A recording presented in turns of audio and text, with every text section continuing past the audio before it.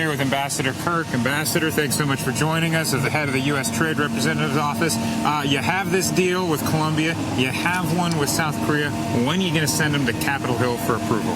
Well, this gives us what we've reached with Colombia, DAG, in terms of this framework agreement on addressing our concerns on labor, which we expect President Obama and President Santos to sign off on. That's important.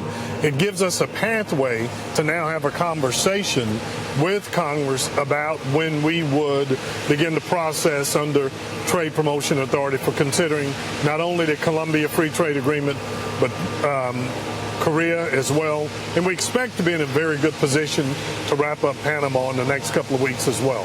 By this summer, does that mean you'll send it to them by this summer? Well, that's going to be the subject of that conversation. You know, for us, and we've said all along, DAG, that our approach to trade under President Obama was not about passing individual agreements as much as it was credentialing, establishing trade as an important part of the president's overall economic agenda to win the future by creating jobs and supporting those jobs through products we sell around the world.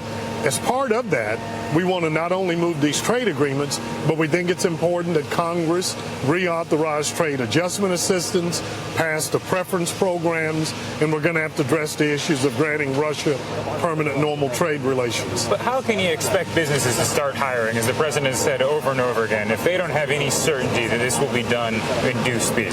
Well, with all due respect, you know, as quiet as it's kept, business is hiring, notwithstanding all of the other noise that we're hearing in Washington due to this president's leadership. The courage he's demonstrated in making sure that the financial system didn't crash, the Recovery Act, the compromise on the tax bill, health care. We've had 4 months of solid job growth. We've seen the unemployment rate go down.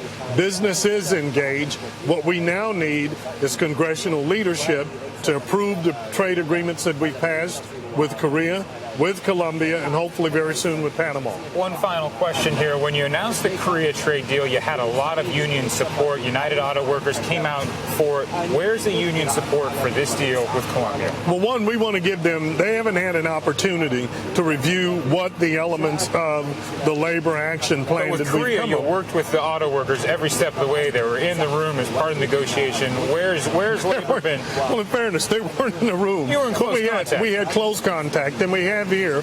But understand, this is a little bit different. We weren't dealing with market access. We were dealing with Americans' concerns about how we thought Colombia ought to address what the issues of what some thought was continued violence against labor leaders, union organizers, and strengthening their justice and enforcement regime. We'll be briefing labor in more detail, and we would welcome their support as well. Okay, well, thank you very much, Ambassador. We'll wait for those union announcements when we wait for an announcement about you and potentially the Commerce Post, but we'll keep everyone tuned for that.